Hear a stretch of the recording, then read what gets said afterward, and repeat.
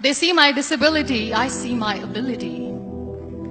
They call me disabled, I call myself differently abled. There are some incidents that happen in your life.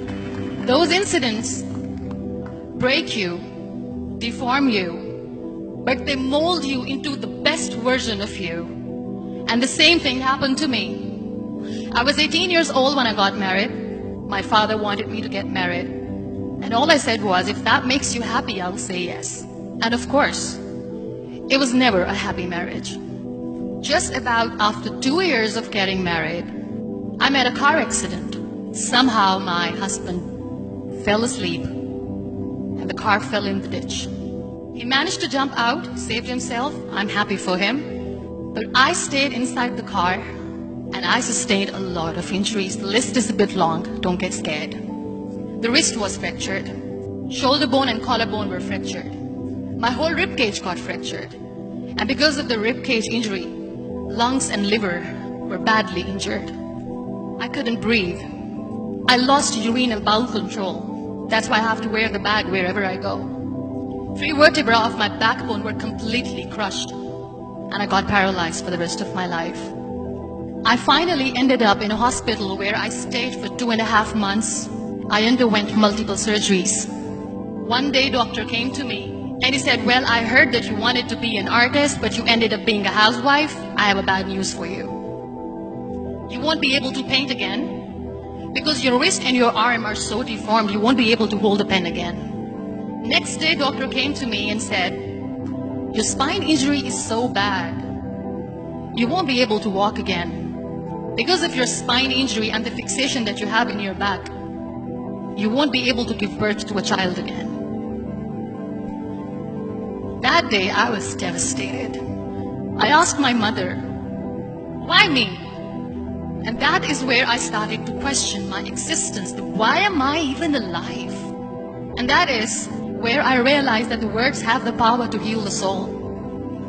My mother said to me, this too shall pass. God has a greater plan for you. I don't know what it is, but He surely has. And in all that distress and grief, somehow or the other, those words were so magical that they kept me going. One day I asked my brothers, I know I have a deformed hand, but I'm tired of looking at these white walls in the hospital and wearing these white scrubs. I'm getting tired of this. I want to add more colors to my life. I want to do something. Bring me some colors. Bring me some small canvas. I want to paint. So the very first painting I made was on my deathbed, where I painted for the very first time. It was not just an art piece or just my passion. It was my therapy. And then I was discharged and I went back home. And I went back home and I realized that I had developed a lot of pressure ulcers on my back and on my hip bone. I was unable to sit. There were a lot of infections in my body, a lot of allergies. So doctors wanted me to lie down on the bed straight for not 6 months, for not 1 year, for 2 years. I was bedridden, confined in that one room, looking outside the window, listening to the birds chirping, and thinking maybe there will be a time when we'll be going out with the family and enjoying the nature. That was the time where I realized how lucky people are. That is the time where I realized that the day I'm going to sit, I'm going to share this pain with everyone to make them realize how blessed they are, and they don't even consider them lucky. That day I decided that I'm going to fight my fears. We all have fears. Fear of unknown, fear of losing people, fear of losing health, money. We want to excel in career, we want to become famous, we want to get money. We are scared all the time. So I wrote down one by one all those fears. And I decided that I'm going to overcome these fears one at a time. You know what was my biggest fear? Divorce. I was trying to cling on to this person who didn't want me anymore, but I said no. I have to make it work. But the day I decided that this is nothing but my fear, I liberated myself by setting him free. And I made myself emotionally so strong that the day I got the news that he's getting married, I sent him a text that I'm so happy for you and I wish you all the best. And he knows that I pray for him today. Number 2 was, I won't be able to be a mother again. And that was quite devastating for me. But then I realized there are so many children in the world, all they want is acceptance.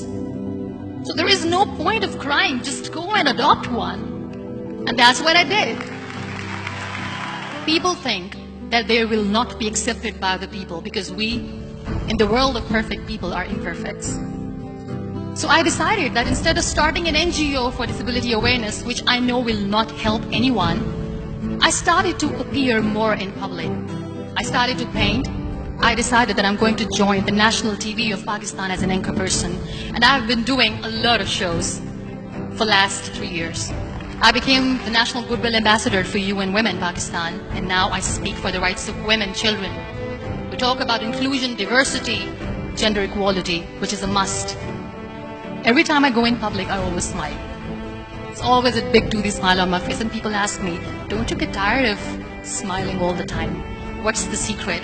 I always say one thing, that I have stopped worrying about the things that I have lost, the people that I have lost. Things and people who were meant to be with me are with me. And sometimes, somebody's absence makes you a better person. Cherish their absence. It's always a blessing in disguise. Live your life fully. Accept yourself the way you are. Be kind to yourself. Be kind to yourself. I'll repeat, be kind to yourself, and only then you can be kind to others. Love yourself and spread that love. Life will be hard, there will be turmoil, there will be trials, but that will only make you stronger. So when you accept yourself the way you are, the world recognizes you. It all starts from within.